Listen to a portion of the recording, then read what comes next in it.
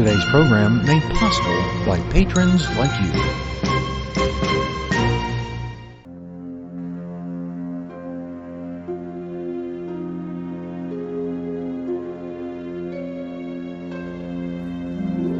Welcome to where we celebrate music from the movies. From the golden age to present day, we've got it all covered. We talk to those in the entertainment industry and find out about their favorite scores. You found the podcast, What's the Score? I'm your host, Frank R. Wilson. So sit back, relax, grab a popcorn, and let's see what we'll be hearing today.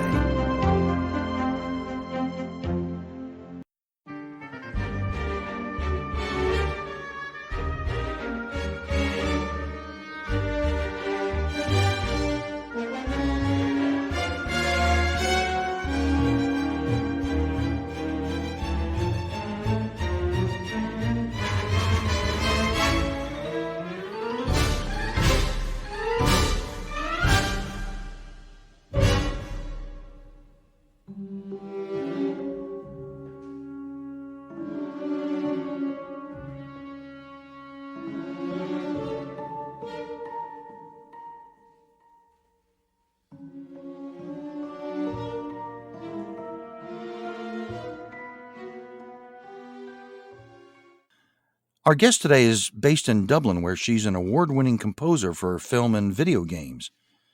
She's viewed as one of the world's premier composers for games, as a matter of fact, scores such as the one for World of Warcraft, among others. For films, she's worked with directors such as Gus Van Sant and Joe Dante. Her talents also include being an in-demand conductor, as evidenced by the fact that she was the first female conductor to perform at the last Academy Award ceremony. Let's learn more about this amazing woman. Please join me in welcoming Eimear Noone to the program. Hi, Eimear. Hi, Frank. It's good to be here. I'm just delighted to have you. Did I pronounce that okay? Perfectly. Eimear like lemur, only lemurs don't bite as readily as I might. And hopefully, as our listeners can decipher, our guest is from the wonderful country of Ireland. And so we're delighted to welcome her from Dublin today. Thank you so much for joining us. We usually kind of start our programs just wanting to learn a little bit more about our guests. So I was hoping you could maybe just tell us a little bit about yourself. I mean, outside of composing and those sorts of things, about family and growing up and, things of that nature. Yeah, well, I actually am lucky enough to divide my time between here and Malibu, California, where I've lived for, 15 years in Los Angeles area in general. And I love LA. I consider it my city, and Los Angelinos my people, as well as the Paddies over here. But I have, my stepdaughter is in college, Maddie, and I have two little boys, Eliam, who's 7, and Mael, who's not yet 2 years old. My husband Craig is an Emmy-nominated composer himself, and he's my favorite person to work with and argue about music with, inevitably when we work together, or any other time of the day that you might like. Well, and I kind of gathered that, just kind of reading a little bit about you and following you on Facebook, we're Facebook friends and those sorts of things, that you have been based in California, but I'm guessing, and for those listeners that whenever they're listening to this is in the middle of the COVID issue, you found yourself in Dublin and all of a sudden you were kind of stuck there because of COVID. Is that accurate? Well, we didn't have to be stuck, but we just felt the way things were being handled here. We were really lucky when COVID struck Ireland. Our Prime Minister is actually a qualified doctor, and he used to practice, a practicing GP, I think he was, and the head of infectious diseases at the WHO was from Galway, which is my county in the west. So we just felt we were in the countryside as well during the first lockdown, and the area we were in had thankfully 0 cases during the first lockdown. And we just, right now reading about the numbers in the United States, just my heart is in my mouth, especially for for my beloved Los Angeles. So we're coming back as soon as things, sort of right themselves, and we're just thinking of everybody and sending our love to everybody back in other home. You know. Yeah, that makes sense. It's uh, without really getting into it without detail, it's really rough, particularly in that part of the United States right now. So I certainly understand that. Um, but I take it then you grew up in Ireland, correct? Certainly, yes, I did. In a village of about 500 people. So, Wow. Wow. yeah, And yeah, mother and father, were they connected to music in any way? not at all. No, not at all. They were, I just had the most normal upbringing, normal Irish upbringing imaginable, and just fell in love with the orchestra at 7 years of age. And that was it for me. It's just been the orchestra ever since. And yeah, Which is interesting, and I ask this question from my own perspective because now I'm 62, so I'm guessing I'm significantly older than you are. But when I was 7 years old or thereabouts, I, I liked film music. I liked orchestra music. I actually, when I heard classical music, I liked it. Now that made me, quite frankly, at that time, a weirdo. You know, yeah. I mean, it's like, oh, what, you aren't listening to the Beatles, you aren't listening to this. No, I like this music. So I'm kind of curious, coming from your perspective. I mean, that's interesting. At seven, you felt a connection to orchestral music. Yeah. Um, eh, Talk to me about that. I mean, did that put you in a weird position with your peers, or did people understand that, or just kind of talk to me about I that? think my parents kind of described me as like an alien from outer space that landed in the middle of the family. I have a like visceral memory of walking past the TV and seeing a guy in tails, big white hair, standing on a podium in Vienna, and just going, "Oh yeah, that looks good. I'll do that." And that was it. It was like the decision was made, and then my dad sort of noticed anytime there was an orchestra on TV, my dad would call me downstairs or call me in from outside or whatever. But he was kind of fascinated by my fascination, but Oh, I mean, we had Thin Lizzy, and uh, we had this mad cross between rock music and folk music in our house on the record player, mhm. and in our village, actually, this tiny little village, was the world's most renowned composer of traditional Irish music. So in my head, you grew up, you could become a teacher, a farmer, a nurse, a shopkeeper, or a composer. That was like those are the careers I saw around me. So and Paddy Fahey would rather talk about farming any day than about composing, and he didn't consider himself really a composer, but he was, he's widely played. We lost him at 102 years of age 2 years ago. But Oh it's my. it's it's funny, I suppose, just knowing in the back of your mind as a kid that there's somebody like that in your village that sort of makes it ordinary and normal, that you can be a Mhm. composer. But Yeah, yeah. yeah. So yeah, for I me, the orchestra was very visceral. It was instantaneous. I mean, I can remember it to this day. And the first time I heard an orchestra live, I was playing in one. So that's how, I Oh mean, wow. there were no orchestras near me. There was, the nearest was Dublin, which was over 100 miles away. Oh Um, wow. yeah, so it's kind of a mad thing to decide you wanted to do when, at 7 years of age.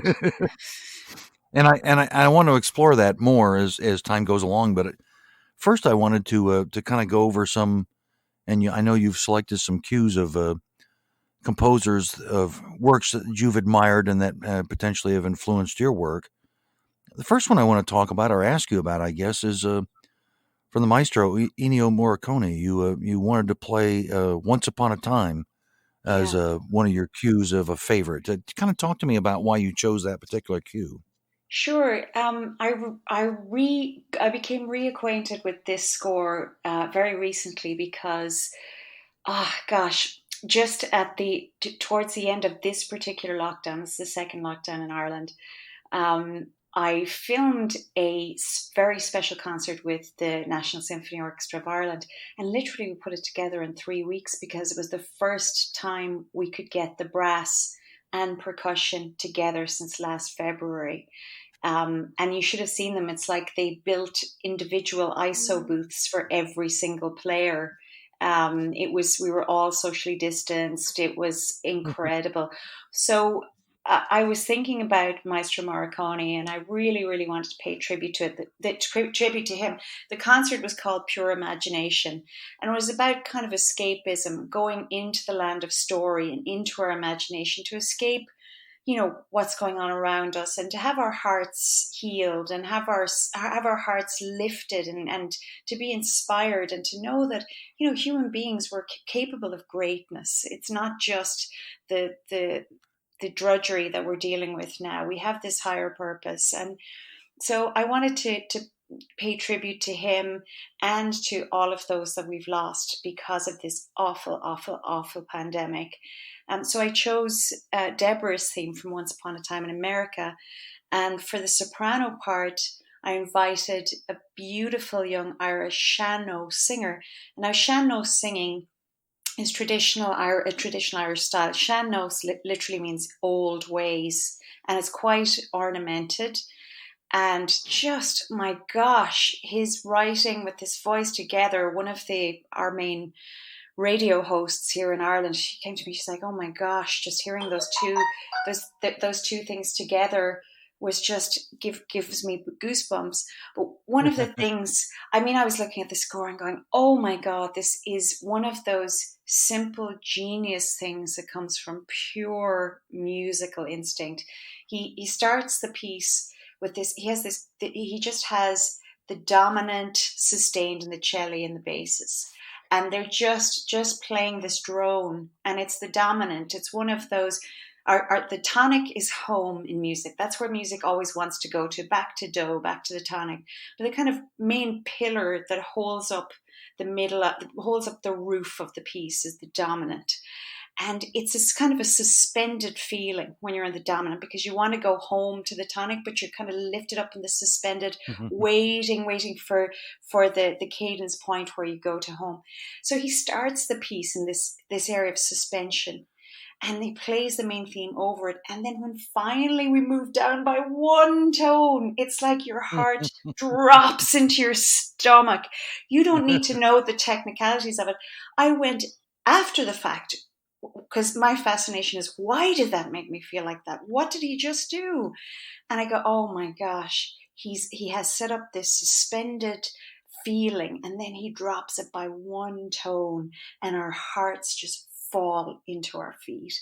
And that is genius to me. It's so simple and so stunningly beautiful. And that's what I live for, that kind of amazing moment that we can't technically describe why we're feeling what we're feeling. We start in the dominant, and we drop by one tone to four, which is as dry as a bone talking like this, but we still can't explain why we get goosebumps and why our hearts feel the way they do. Oh, my gosh.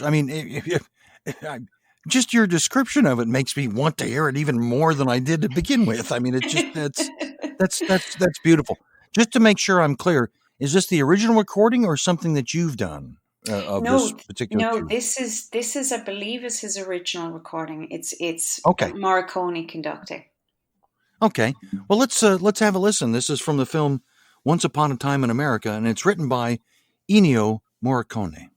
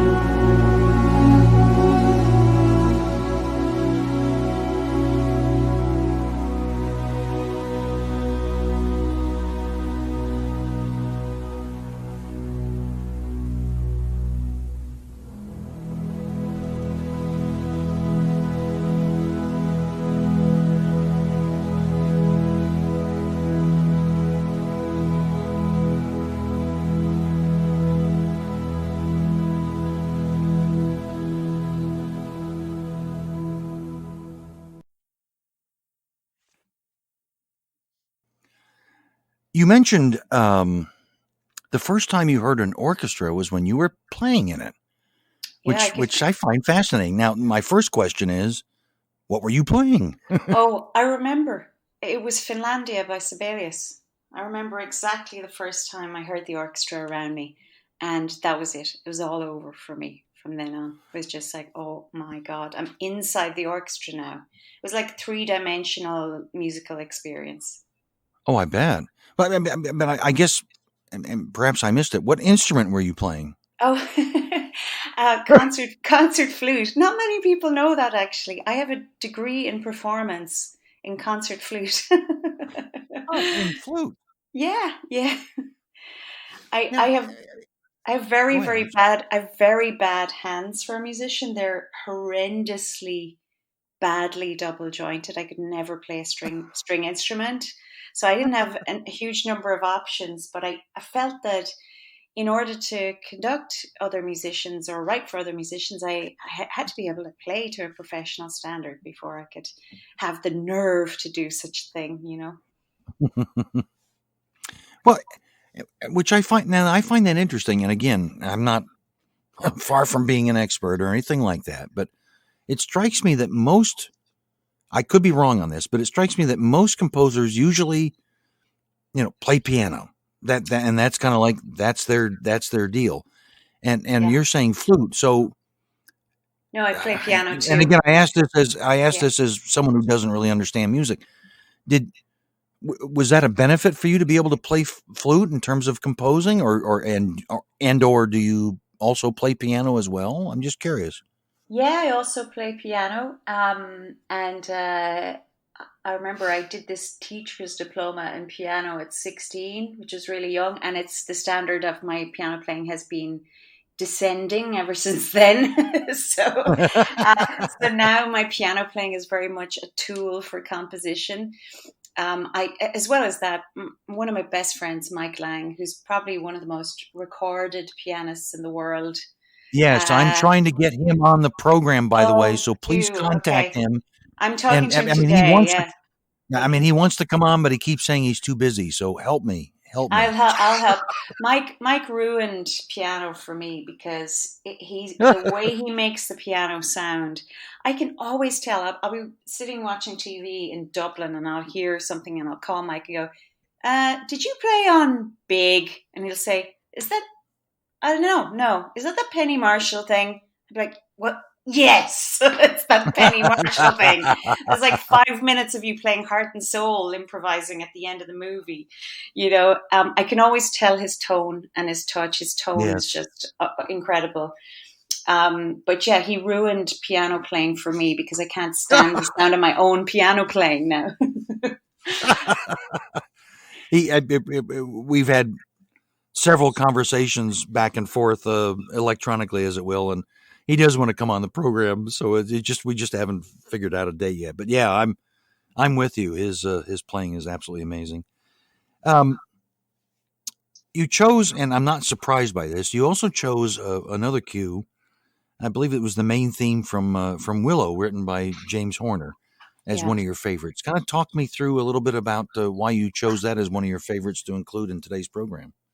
Well, that was a really important score for me to hear when I was a little kid. And it's because I grew up in this area where traditional Irish music was king, and it's wonderful and amazing, but I didn't have the same feeling for it as a child as I did for the orchestra. And I felt very separate, just like we were actually talking about. You hit the nail on the head. I felt very separate from everybody around me because I was just so focused on classical music and so focused on my classical piano and flute and my orchestra and everything. And then I heard Willow, and here's James Horner taking all the things that I loved and putting them together to create this incredible musical fantasy world where he has, the beautifully manicured and emotionally expansive world of the orchestra, and then all of these ethnic instruments, and in particular ethnic woodwind instruments, with the orchestra. And Mm. it blew my mind because at that point I didn't know you could do that. Of course, we do it a lot now, Um, but at the time, I didn't know that was allowed. You know what? I can bring these two worlds together and be part of both. So that's why that was a really important score for me. It's also the theme is just gorgeous, and James It Horner is is. amazing. Yeah. I have very fond. I remember seeing it in the cinema, and yeah, it struck me that way as well. I love Horner's work. Let's have a listen to this. This is the main theme from the film Willow, and is written by James Horner.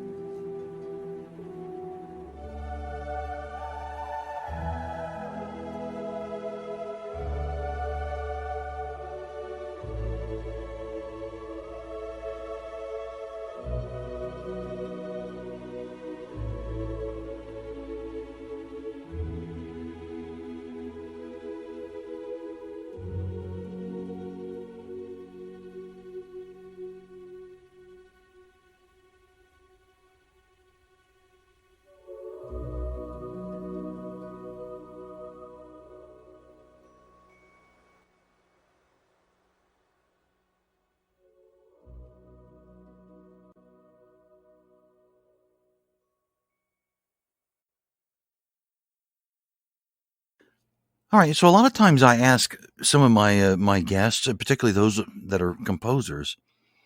This is kind of a loaded question. We could talk probably for hours on this, but I am curious when you're working on a film in particular. How do you approach that project in terms of scoring it? And I'm just kind of curious: does the script play a role? I'm sure, obviously, you get a rough cut, maybe you get a final cut, and also, of course, there's the director is involved in this as well. Just kind of talk me a little bit about your approach of scoring a film from start to finish, I guess, as well. Sure. Well, it depends on who you're working with and their process to begin with, I suppose.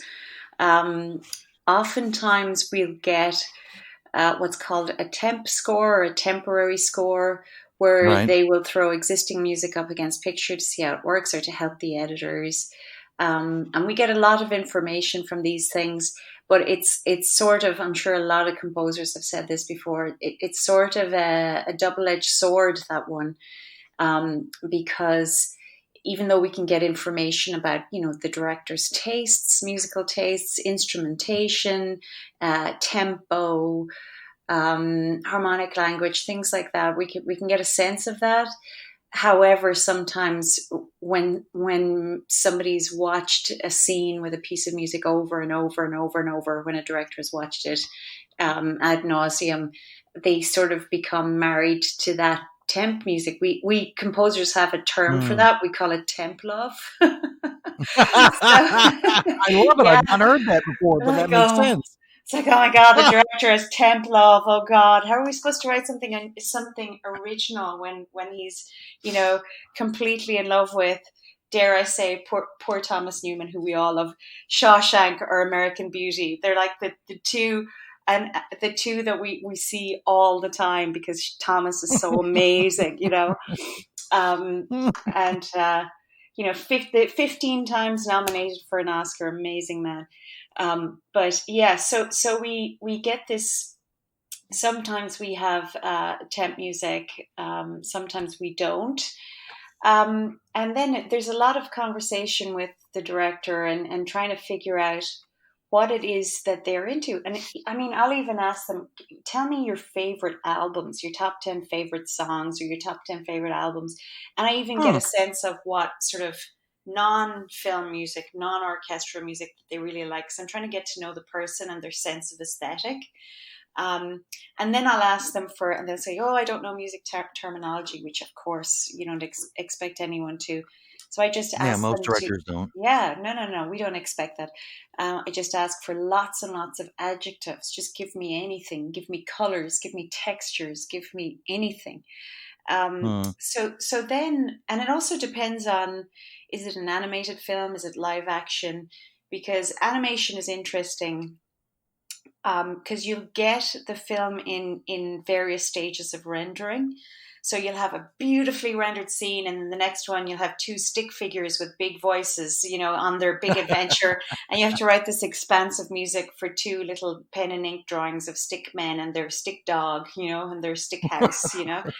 Um, I hadn't thought of so that, but you're right. yeah, so you have to, those are, we call animatics, and you have to get deep into your imagination for those. We get those in a lot in video games and in animated features. So then we'll hit the to me, my process is a little different. And Craig, my husband, sort of has changed his process, because he finds this way you write sort of differently. So I'll tell you what I'm talking about. For me, I'm very visual with scores. Scores are where I live. That's because of performing so much as well. I love scores, because if I'm in a really, really difficult situation, or a really high pressured situation, or really scary situation, I look down and I see all of these 12 pitches, and that's home for me. I feel, I can breathe. I know they're my friends right there. So Okay. I love, to me, it's important to see what I'm working on visually.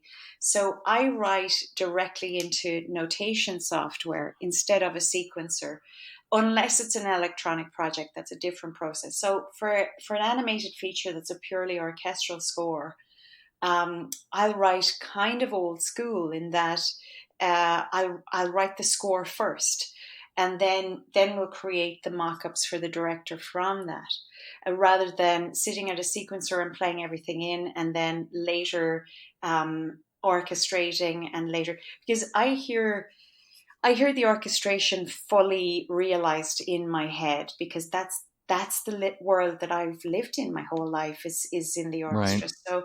So I'll straight away, when I get an idea for a theme, pretty much the orchestration that I hear right away will stay. I can develop the theme, I'll do all of that, but the way I hear it realized. Whereas Craig will try lots and lots of different things, and we sort of vibe off each other then as well because we work together. So um, I'd be like, really? That I love that woodwind choir, but you're not going to put horns on there? And he'd be like, you know what? Harmonically, that needs to change right now. You need a key change or something. I'd be like, you know what? Yeah, you're right.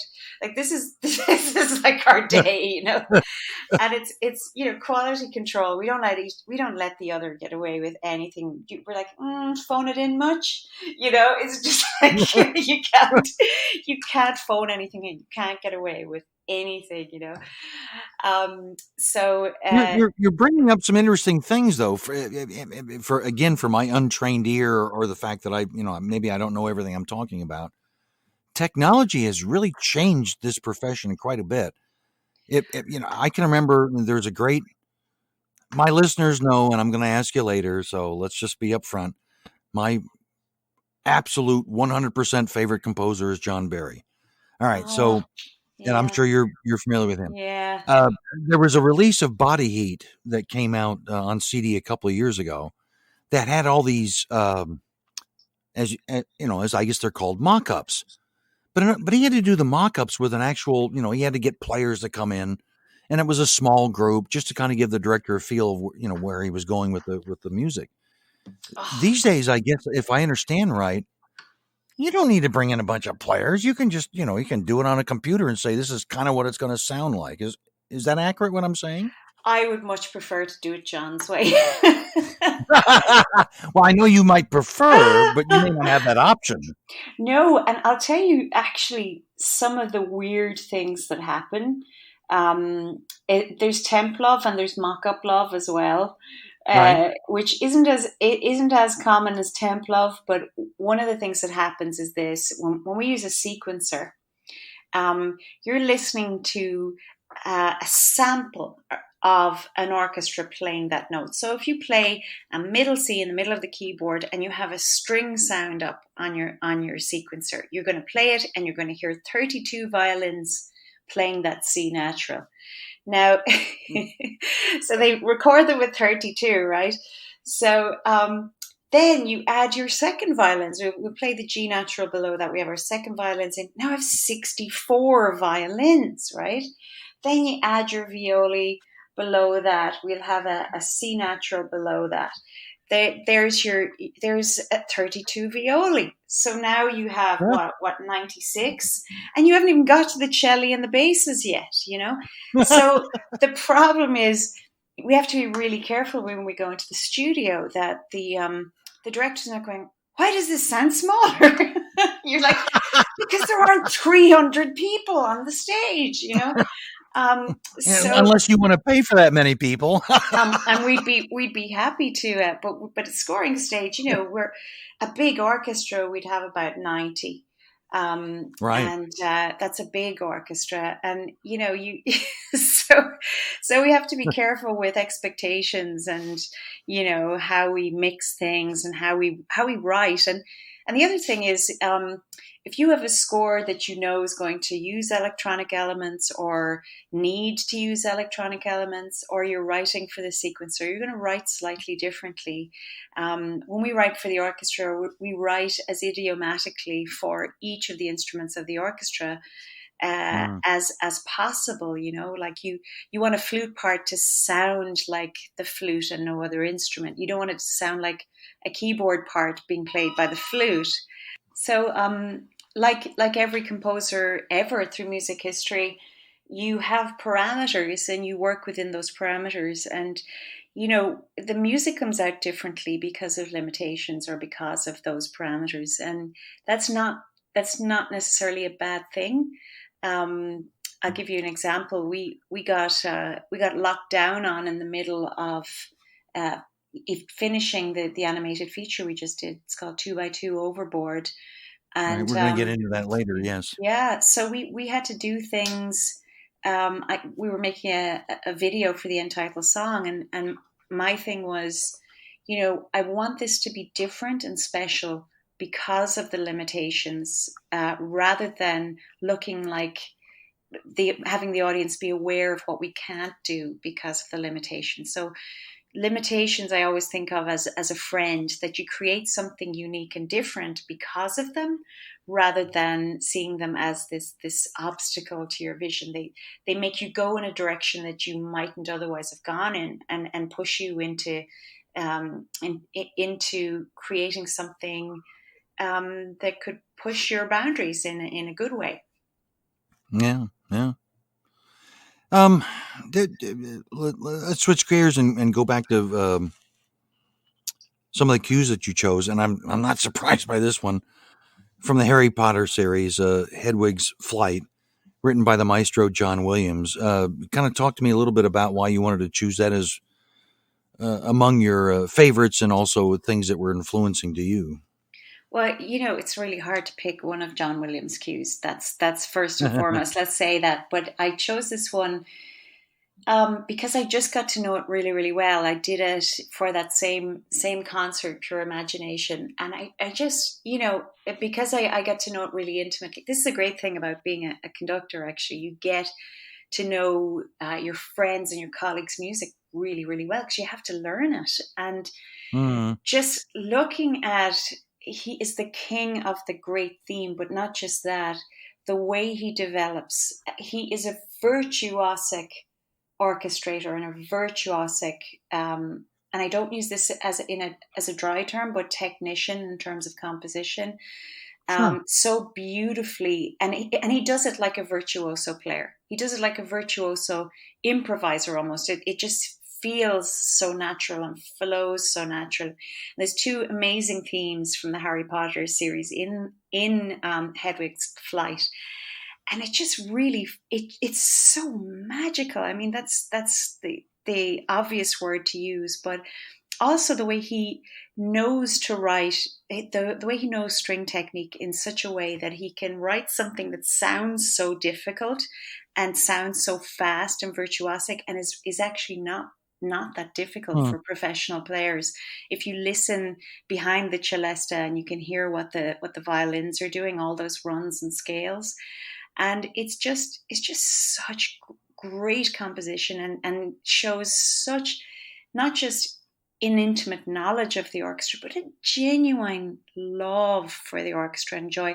I mean, I met John a few years ago, and it was at one of the Society of Composers and Lyricists, their music nominees, Oscar music nominees receptions, Right. and I had been around him a few times, and I just never wanted to approach him. And a friend of mine said, you really have to. You just conducted one of his favorite orchestras. Just say hello. And I felt so. Here's a poor man. He's surrounded by us super fan composers, and oh my gosh, I'm so mortified. And my friend introduced me and said, Eimear is just after coming back from conducting the Dallas Symphony and blah, blah, blah. And you should have seen his face. He all of a sudden became like this 12-year-old boy. And he's talking to this 8-year-old girl, and we're just like, and he's like, oh my, and he's like, did you like that? What hall were you in? I was like, I was in the Morrison Hall. And he goes, what do you think of the acoustic? Oh, I love the acoustic. What do you think of the brass section? Oh my gosh, they're so different, right? I love the brass. And he's like, have they got their new concert master yet? And I was like, no, I think she's starting in September. And it was just, I have photos, and we look like we're in cahoots about something. And just that, I hear that in his music, that little boy who's endlessly fascinated, endlessly curious, and endlessly in love with the orchestra. And I just love that about him. I love it about his music, and it translates to the audience. That's the thing. That joy comes through him, through the players, and to the audience. What a fabulous, fabulous story. Thank you for sharing that. That's wonderful. That's wonderful. Let's have a listen to this cue that Eimear's chosen. It's called Hedwig's Flight, and it's from the Harry Potter series, and it's written, of course, by the maestro John Williams.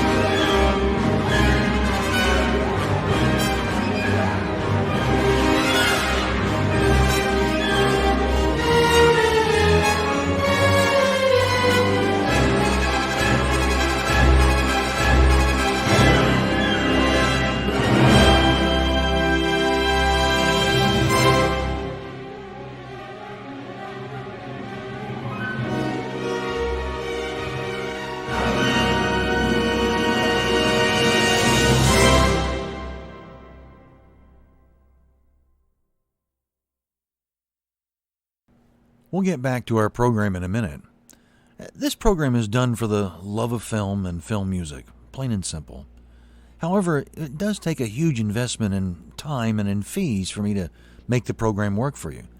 I don't sell commercial time and don't really want to on this program. Rather, I'm kind of like a public broadcasting station. I need support from listeners like you. For as little as $3 a month, you can help me offset the time spent in putting the program together. Or maybe you just think of it as leaving a tip in the tip jar. Either way, if you can join up, there will be bonuses, like an additional 10 to 15 minute segment with our guest every week. Well, we'll play additional cues as well as ask some extra questions. And it's going to be only available to patrons. How do you sign up? Well, it's simple. You go to patreon.com/what's the score, and that's all one word.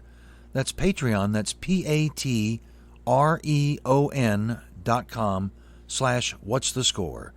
Check it out. We'd be grateful for your support. That's patreon.com.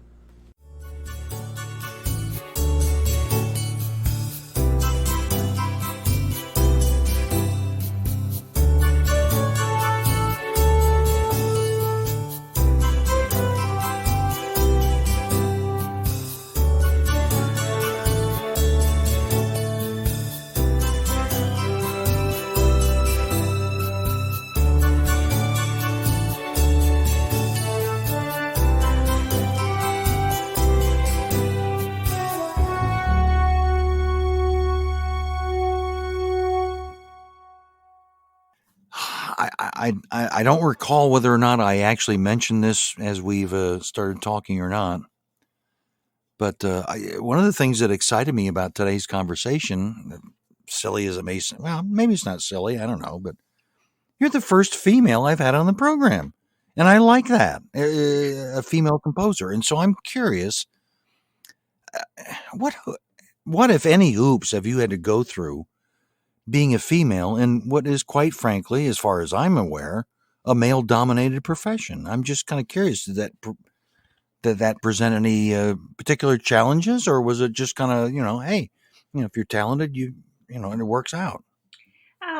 It's been odd, to be honest. It's been odd because I'm a fan of logic generally, and Mm-hmm. just the conducting thing as well. I always thought, well, a baton doesn't look that heavy, really. It's just a little stick of rosewood. I'm pretty sure I can wield that thing. And similarly with composition, it's just illogical, really. That to anyone that thinks that women shouldn't or can't or whatever, it just doesn't make any sense.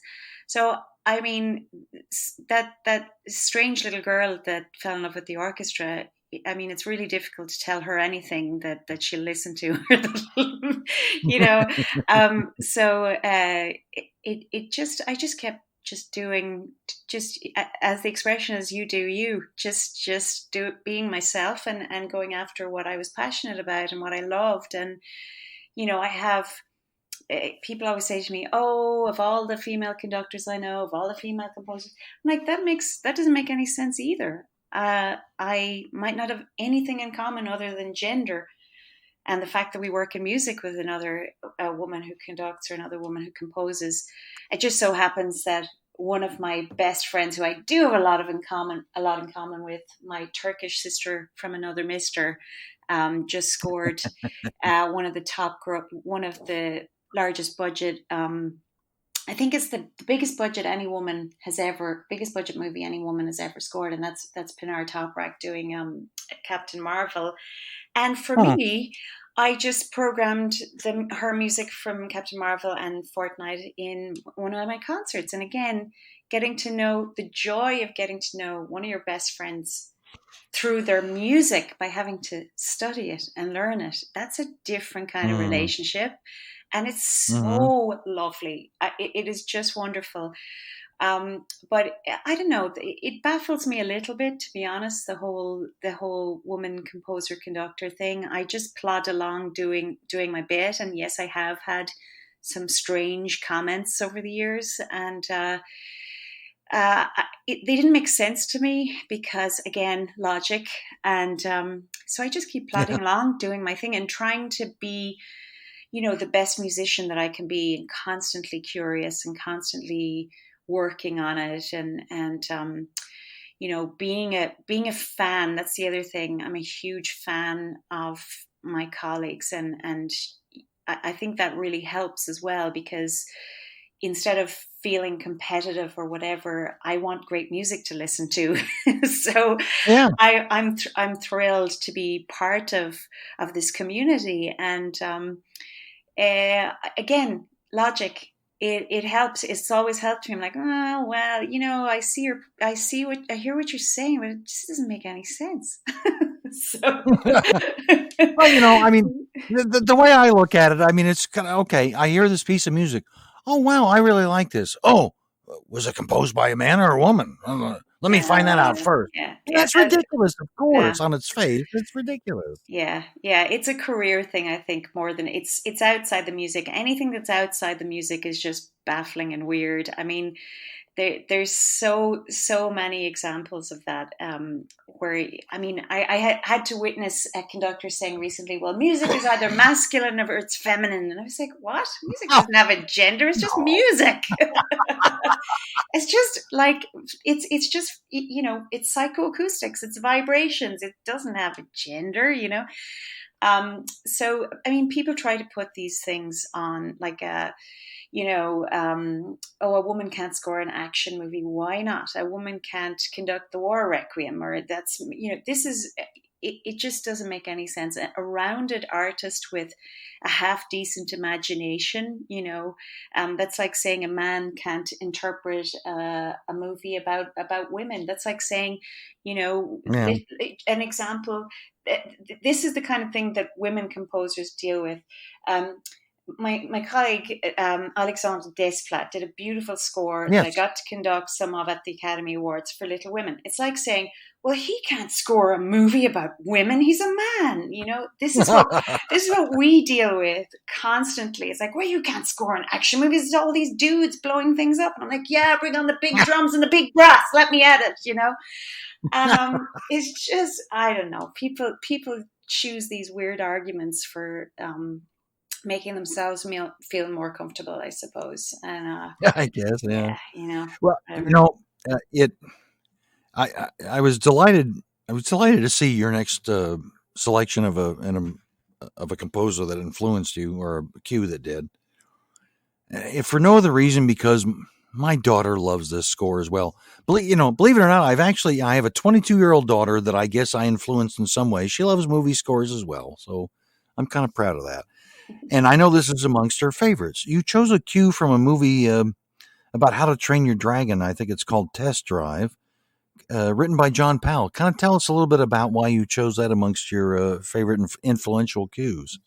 Sure. Well, I love John's music. I mean, this score, I know it was Oscar nominated, but yeah, it wins all the awards in our house constantly.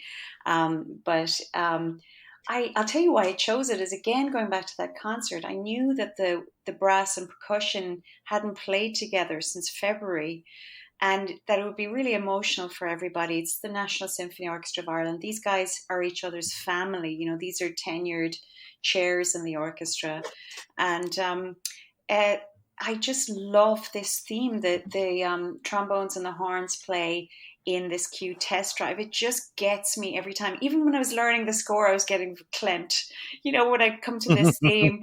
And John, I've met, John went out of his way to make sure that we had his score. I have to say, the composers, because we had 3 weeks, the composers that chipped in, John Powell, Don Davis, Michael Giacchino, Pinar Toprak, all of these composers getting us their private stash so that we could make the concert happen for Ireland, which is a country that's been through a lot through this whole process, to see their national orchestra with some amazing singers, with 2 amazing singers, all of us socially distanced. It was very, very strange, but it was a concert to lift everybody's spirits. And I just felt like this theme is so uplifting. It was keeping me going while I was learning it. And I know John is such a beautiful spirit of a person as well.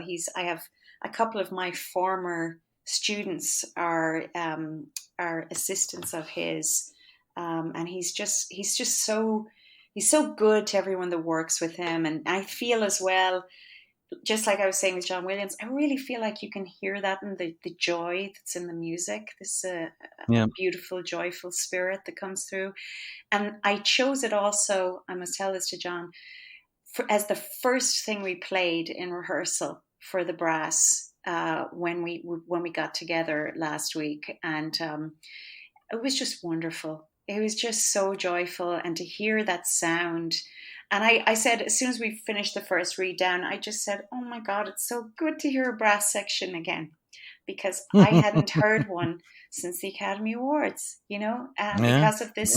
And I'd normally do 50 to 60 concerts a year. And I could see brass players are the tough guys in the orchestra, and I could see them getting a little bit wobbly back Uh, there. I could see yeah, okay. a little bit of watery eyes happening back there.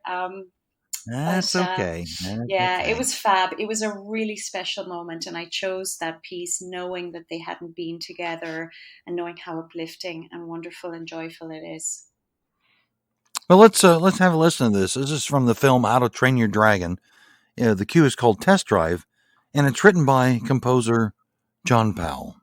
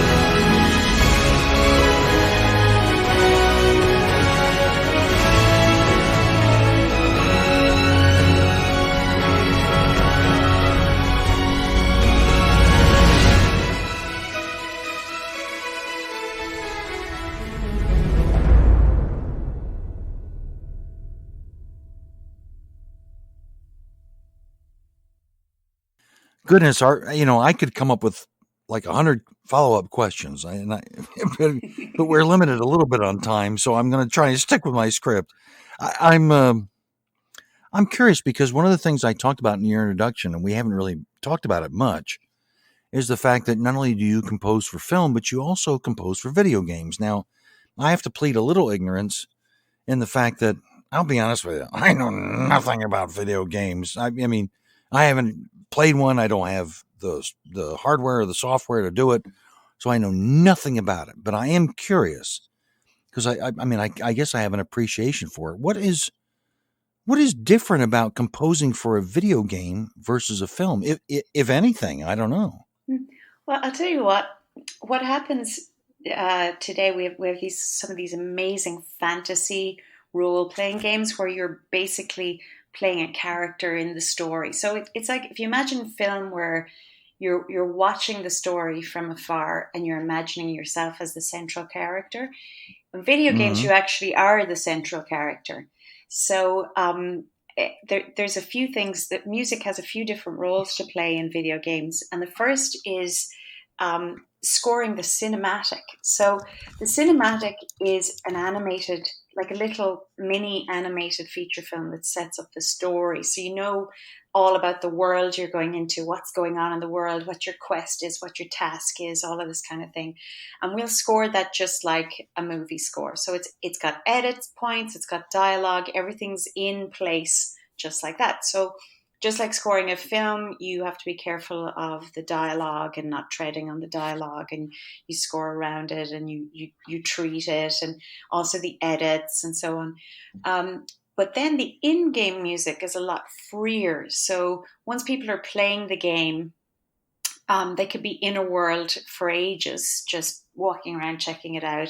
So we'll have some in-game music can be rather more expansive.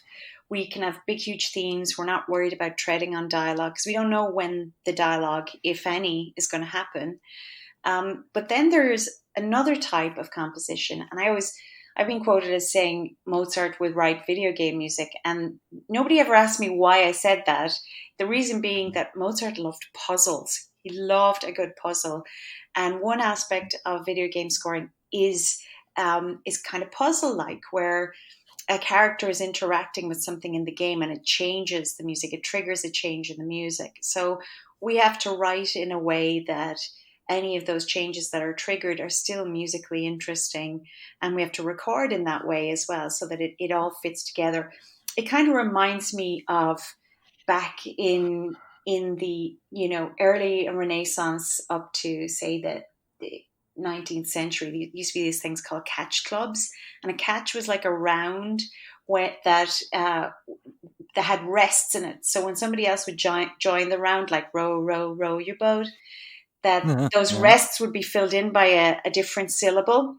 And so it was a puzzle. It was a musical puzzle that had to get musically more interesting. Also, rounds tended to be the more syllables you added, the ruder, and the more innuendo was added to the meaning of the song. But so we do have these musical puzzles. And a third or a fourth type of music is what we call in film, we call it needle drop, which is if you're in a place that has, say, a gramophone playing, the music that's coming from the gramophone is something that we'll oftentimes create as well, or coming from out of the radio, or, if there's a character playing or singing or whatever. So, yeah, there you go. Well, from this untrained and unknowing person, it appears to me, and I could be wrong, gosh, I mean, composing music for a video game strikes me as a lot more complicated and more involved than for a film. Would I be wrong in saying that? You know what? I think projects are complicated or made easy by the creatives involved. I relish parameters and limitations. Limitations, I suppose, isn't quite the right word, but parameters, as in the music needs to do this here, it needs to do that there. That's really helpful. So I find them as a slight change in pace. The deadlines for video games tend not to be as intense as the deadlines for film. Not always, but a lot of the time, because you're brought in when everything else is done on the film, you're the part of the post production, and oftentimes anywhere along the schedule, the production has eaten more time that comes out of your time budget. Whereas the video games can be a lot more collaborative and have a slower pace as you go along. So, yeah, well, I don't think it's more complicated, really. I think it's all about the project and the creatives involved. That's what makes it easy or complicated. Okay.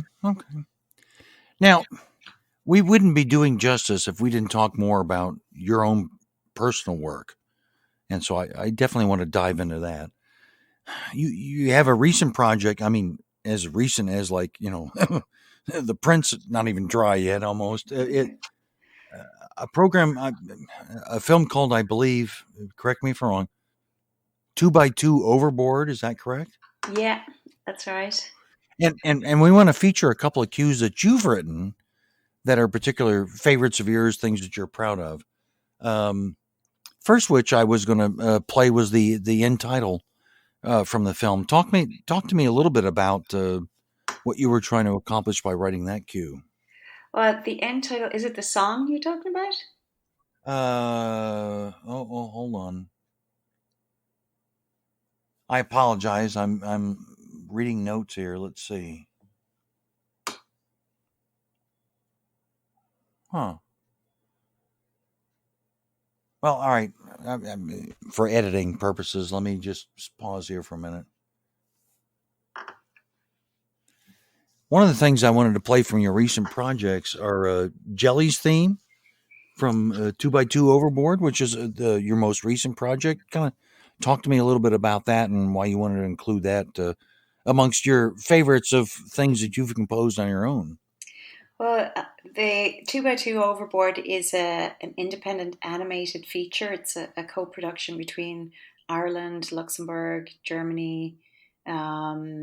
I think there's a few more countries involved, but it's a really big-hearted, really sweet, sweet film, and it was great because we worked on it, and I say we, Craig and I worked together, and um, we worked on it during COVID. We were post production on the score, and I have to say, looking at this big hearted, sweet film kind of kept our spirits up, you know.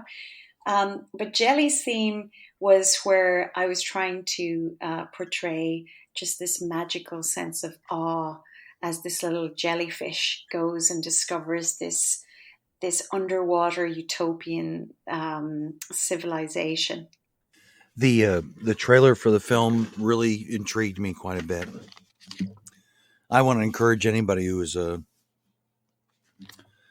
loves watching animated, even if you don't particularly like animated features.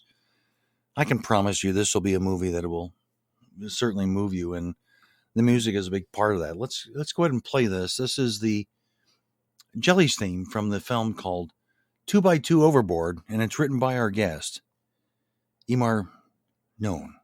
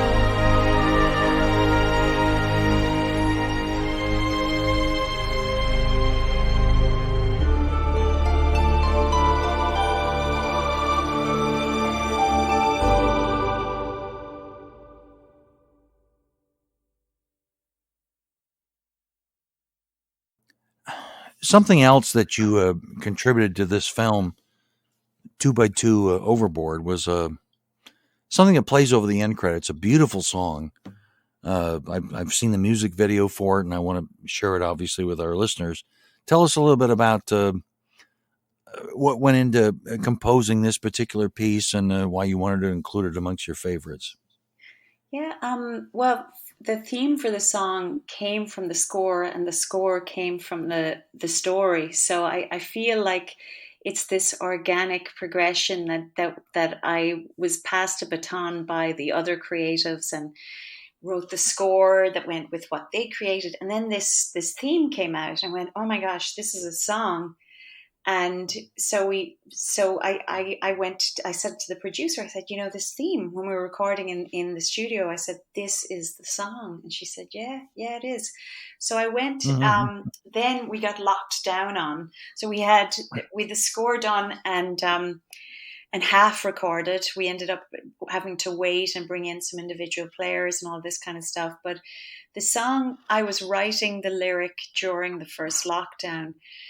And here in Ireland and in the UK, we did this thing to honour our frontline workers, where at 8 p.m. every evening we'd stand on our front doorsteps and clap and cheer for our frontline workers. Yes, I've seen that. It's wonderful. Yeah, and I was trying to come up with a lyric for this song, and I came up with, oh my gosh, stand for hope, from literally standing on the doorstep. Now it was a little funny in our house because we were out in the countryside, and I actually filmed us doing this. When we stood on the doorstep, there were no people around anywhere to hear us. Only the crows and the trees across the way. So we were cheering, yay! And the crows are going, ka, ka, ka. So it was just this mad situation. So this very serious song came out of it. And I wanted to, the song, every line of it is about the film, and the film is very uplifting and hopeful. And it's about basically, if we don't leave all our baggage aside, if these two groups don't lay down all of their collective baggage and get together, literally nobody's going to survive. And I was like, this is just so bizarrely right on for this time, Yeah. So the song, every line of it's about the film, but every line of it's also about what we were going through. And, all of us creatives and all the performers that are off the stage, one of the lines that's in there is, when all around us has come undone, our dreams on hold and our songs unsung, we can't go back to what we knew, but I stand for hope when I stand with you. And that's really, we were living that. I was watching all the concerts and all the projects I was supposed to do just fall away before my eyes. I mean, I felt like my poor manager, who's awesome, I almost felt like she was on the front lines of that. She was having to, it was, this is her passion, and she's watching all of these beautiful projects just disappear. And it came out in the song, for sure. It came out in the song, and I suppose that's where we put things. That's where creatives. That's how we sort of process things. We process them through our work, and then the song was written, and we're locked down on, and we're socially distanced. So there's a very famous pianist in Ireland called Frank McNamara, who's an absolute dear. And he and his wife brought us into their home studio, and we recorded him playing his beautiful Steinway that he bought as a kid. So this whole thing, the story just goes on and on and on. And with Siobhán Ní Cáside, Siobhán is a traditional sean-nós singer who brings that to the world of contemporary music. And it was exactly the right voice at the right time for this project, and she's very, very special. And so that's what happened. And I feel like as we come out of this this time, that this song sort of encapsulates it. Oh, the other thing was we couldn't get a choir together. For obvious reasons, so we had the film's crew become the choir. So if you see the video, it's all of the film crew and their families and their dogs, and you see our producer and our director and us and the kids, and everybody's in the video. So needs must. Oh, that's great. Well, let's have a listen to this. This is from the film. Remind me again. It's called Two by what? The song is "Stand for Hope," and it's from Two Overboard. Perfect introduction. Let's have a listen.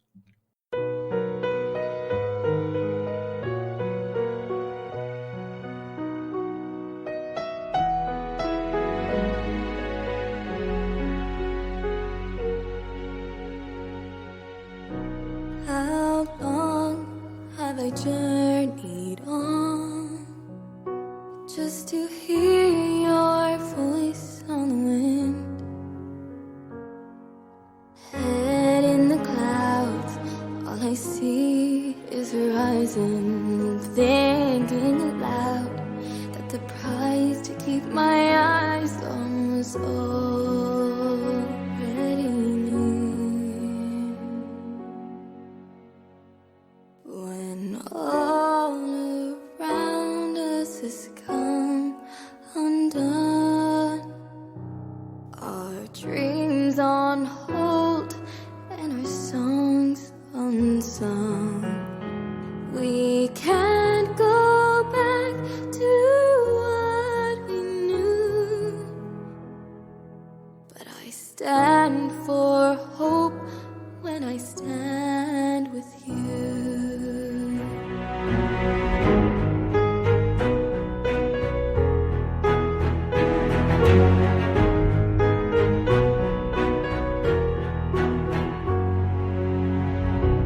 How can I keep holding on to a dream that's fading away?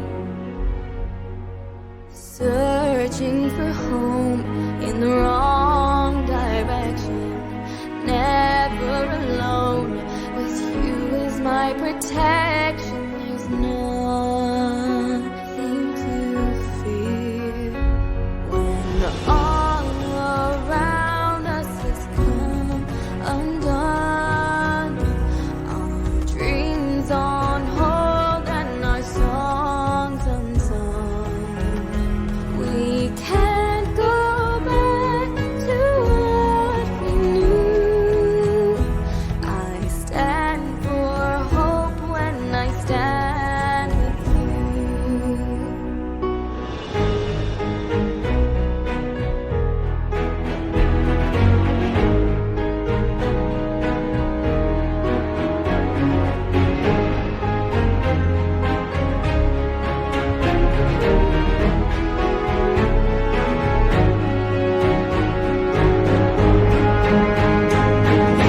Times of challenge will work as one. We walk divided together now. And now we're building something new. I stand for hope when I stand with you. Though all around us has come undone, there are dreams to share and songs to be sung. So hear our voices loud and true. We sing for hope when we sing with you. Together we'll build something new. We stand for hope and we stand with you.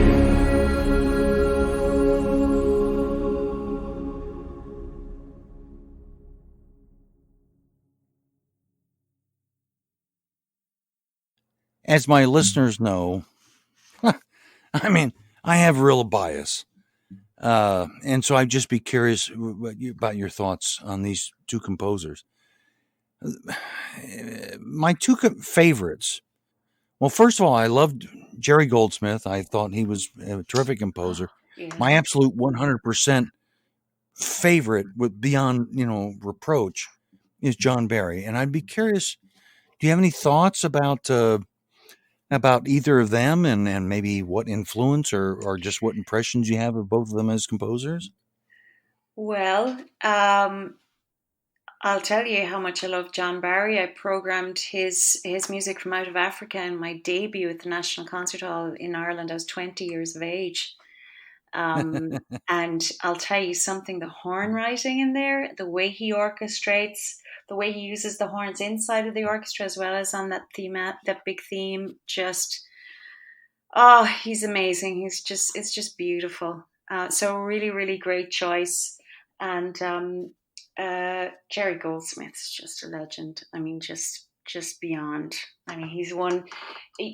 I consider him. I mean, when you think of before him, you have like the amazing David Raxon, and you've Korngold, and these incredible composers that come, more out of the classical tradition. You can definitely hear that progression. Of course, Korngold was a concert composer as well. Actually, David Raxon was Craig's teacher. He also taught Don Davis and Carlos Rodriguez, and I think he taught Chris Young as well. But going through, I mean, to me, Jerry Goldsmith is the first of the modern, the real godfather of modern film composition to me. I mean, the harmonic language that he uses, a lot of the what we call the mediant relationship, using thirds, minor thirds, and major third shifts in the harmonies and things like this. Um, just incredible. He's just Jerry Goldsmith is there's only one Jerry Goldsmith. I mean, your choices are flawless there, Frank. I have, without argument. I mean, I'd throw Well, Alan I Silvestri in there as well.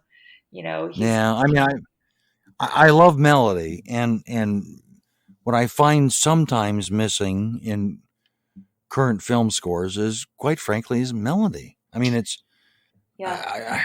I don't mean that it's not good music. I mean, far be it for me to, again, I'm not an expert, but I love melody that connects to the characters that are experiencing whatever it is they're experiencing in the film, and that's Well, what I see missing. I'm not talking about your work, but that's what I see missing in a lot of current film work right now.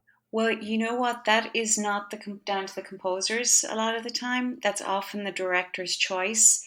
Yeah, I bet. So yeah, if you check out the places where you will hear melody most often, they're going to be the areas of fantasy, action, and animation. So, Yeah, an animation, I suppose, that animation that is and fantasy and action. And that's one of the things about video games, scoring video games, that sort of fashion in the fantasy video game world is to create, we call the hero version, the big themes, the big heroic themes, which is yeah, so fun. Whereas oftentimes in a film, you'll be asked to create more of a textural background, and it has to do with directorial tastes, but also confidence. They sometimes if you have a director that isn't as experienced with music, they're terrified that you'll turn their scene into a music video, or that mm, the theme will overpower the character, or that um, you'll somehow will take attention away from the main action or something. But you find directors that are more experienced with music and have more confidence, um, will know how to use music in its most powerful way, and how to create a musical identity that is absolutely synonymous with the film or the film franchise. I mean, like that Celesta theme from Hedwig's Flight. Harry Potter is not Harry Potter without that. To me, I'm biased, yeah. but it's so much a part of the identity of that franchise. Some directors want that, some don't, and oftentimes in the video game world, they want you specifically to help create a sonic identity or a thematic identity, or a theme that's identifiable with the franchise. I, I, I must be honest with you. I could ask about 2 or 3 follow-ups that would take us forever, and I would love to do that. Maybe I'll save that for a future episode, because I'm just absolutely, gosh, I've thoroughly enjoyed talking with you. I mean, I feel like we were connected in terms of talking about the old art form, but we do need to wrap this up. And I am curious, is there anything in your future that you want to talk about, other than the fact that you have something that's just been released, and certainly talk about that, but anything else that we can look for in the pipeline? Yes, I mean, there's a lot of things coming up. There's a couple of video games, but there's a film I'm really excited about that's a very different direction for me, that I'm really hoping works out. Like, I can't say too much, but Okay. it's a very meaningful, very, very deep subject matter, quite dark actually. Um, but ultimately hopeful, and it's a new departure, as I said, for me, and I'm always excited when I get to stretch a different muscle and move in a different direction. Sure. But it's all creativity, it's all composition, and I feel like anything that helps to stretch what I know and helps me to develop and learn is just something I absolutely relish. So Sure. watch this space. I'm NDA'd on a couple of things, so I can't say too much. But there'll be loads of concerts and things as well. Lots and lots of stuff coming up. There's tons. The current project though is the tell us, where can we see that? Do we look for that in cinemas, or is it going to be available for streaming and whatnot? Well, it's already been out. We were so thrilled. It was #1 at the UK box office. It's been out in Germany. Just came out in Ireland on Friday, and it's going to be released early in 2021 in the United States. So look out for 2x2 Overboard. It's got a big heart. It's really sweet, and it has some of the best fart jokes I've ever seen. I love the trailer, so I would, if that's any indication, I would encourage anybody to see it. So where do people follow you, and what's going on with you and those sorts of things? Can you share that with us real quick? Sure. I'm really easy to find. I'm on Twitter. I'm on Facebook. I'm on Instagram. Say hello, in particular on Twitter. I always respond to everybody. So just say hello, and it is me. It's not management or anything like that. So share your love of music and the scores that you're really excited by, and yeah. I will. I'll try to put that on our Facebook page. What's the score? Which is very simple to find. What's the score on Facebook page, and remind people of that, and to make sure that they can stay in touch with you. This sounds whenever I say it, I don't mean it to sound cliche, and I truly don't. Gosh, I've really enjoyed talking with you. I mean, it's just been tremendous. I really appreciate it that you're coming on the program, and I've thoroughly enjoyed the conversation. I hope you have as well. Absolutely, Frank. So much fun. You get me talking about music, I can talk all day long, unfortunately, for anyone that has to listen. Yeah, you're terrific. And I hope people get a chance to check out your work, and I want to encourage people to do that. Goodness, like I say, we'll post that on our Facebook page for those that are interested in following her. Our thanks to our guest today, and to all of you for listening to the program. Quite frankly, there's only one thing left to say, and that's simply this. My name is Frank R. Wilson. My time is up. I thank you for yours. Thanks for listening to What's the Score?